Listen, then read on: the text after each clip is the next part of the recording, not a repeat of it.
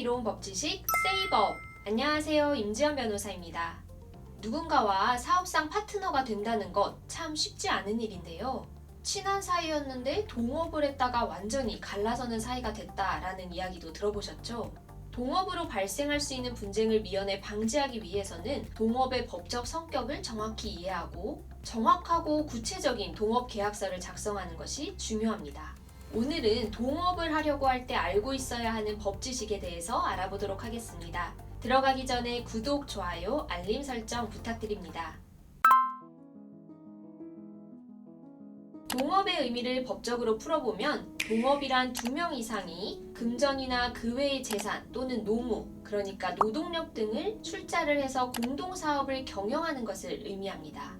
이렇게 동업자 모두가 자본이나 노무를 출자하는 일반적인 형태의 동업계약에는 민법 제703조부터 제724조까지 규정이 되어 있는 조합에 관한 규정이 적용이 되는데요. 조합, 말은 많이 들어봤지만 정확히 어떤 특징이 있는 것인지 잘 와닿지 않으실 텐데요. 민법에서 말하는 조합관계의 몇 가지 특징을 알아보도록 하겠습니다.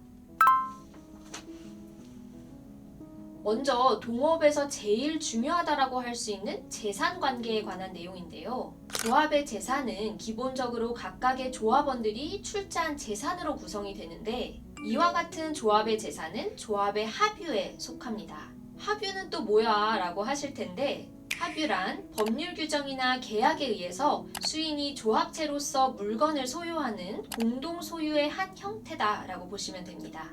이와 같은 합유 관계에서 합유물을 보존하는 행위는 조합원 각자가 할 수가 있지만 합유물을 처분한다든지 변경하려고 하는 경우에는 조합원 전원의 동의가 필요하고 또 조합이 존속하고 있는 동안에는 이 합유물을 분할해달라라는 청구를 하는 것도 불가능합니다.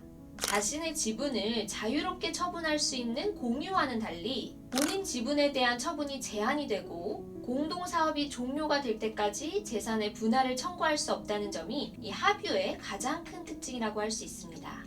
즉 동업관계에서는 동업재산을 다른 동업자의 동의 없이 마음대로 처분을 해버린다든지 또 다른 동업자의 동의 없이 자신의 동업상 지분을 제3자에게 양도한다든지 하는 행위를 할 수가 없는 거죠. 다음으로는 동업에 있어서 내부적인 업무 처리에 관한 내용인데요. 조합에서는 조합의 업무 집행을 원활하게 하기 위해서 조합원 3분의 2 이상의 찬성으로 업무 집행자를 선임할 수가 있습니다. 그런데 이렇게 따로 업무 집행자를 정해놓지 않거나 별도의 약정이 없는 경우에는 업무를 집행할 때 출자액과 관계없이 조합원 과반수로 결정해야 하는데요. 다만 일상적으로 반복하여 행해지는 경미한 사무, 즉 통상 사무의 경우에는 조합원 과반수의 결정이 없더라도 조합원 각자가 사무 처리를 할 수가 있습니다. 동업체인 조합이 대외적으로 제3자와 법률 행위를 할 때는 어떻게 해야 할까요? 일단 조합 자체는 법인격이 없기 때문에 독립된 권리 의무의 주체가 될 수가 없습니다. 즉 조합의 이름으로는 법률 행위를 할 수가 없는 거죠. 따라서 조합이 대외적으로 법률 행위를 하려면 원칙적으로는 조합원 전원의 이름으로 하거나 조합원 중 일부로 하여금 조합원 전원의 대리인으로서 하게 해야 합니다. 동업을 하다 보면 다양한 분쟁이 발생하는데요. 이를테면 동업계약에 따라서 출자를 해야 하는데 제때 출자를 하지 않는다든지 동업계약에 따라서 재산을 출자한 것이었음에도 대여금이나 추자금이었다라고 주장을 하면서 반환을 요구한다든지 하는 경우가 대표적입니다. 이러한 분쟁을 예방하기 위해서 무엇보다 중요한 것이 바로 정확하고 구체적인 동업계약서를 작성하는 것인데요. 그렇다면 동업계약서에는 어떤 내용들이 담겨야 할까요? 동업의 핵심은 바로 공동사업을 경영하기 위한 것인 만큼 공동사업의 내용과 목적이 정확하게 담겨야 합니다.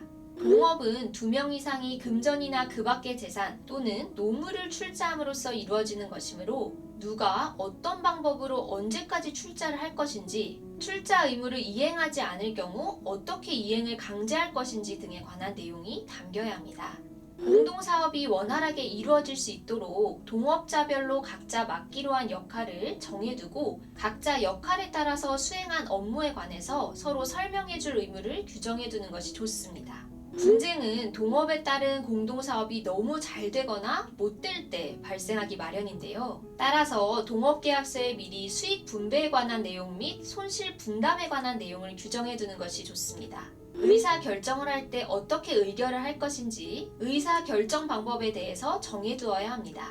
동업을 할 때는 함께 사업을 잘 운영하는 것뿐만 아니라 아름답게 이별을 하는 것도 중요한데요. 동업자 중 일부가 동업관계에서 탈퇴하고자 할 때 그 방법과 절차, 공동사업을 그만두려고 할 때 자녀 재산을 어떻게 분배할 것인지 등 동업관계 종료에 관한 내용을 구체적으로 정해놓는 것이 좋겠죠.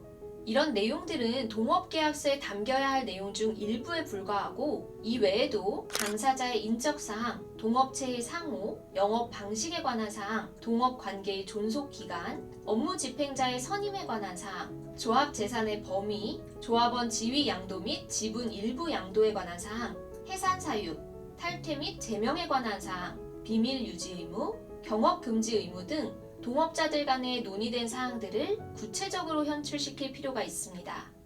오늘은 동업의 법적 성격이 무엇인지, 동업을 하려고 할 때 동업계약서에 어떤 내용이 담겨야 하는지 등 동업을 할 때 알고 있어야 할 법 지식에 대해서 알아보았습니다.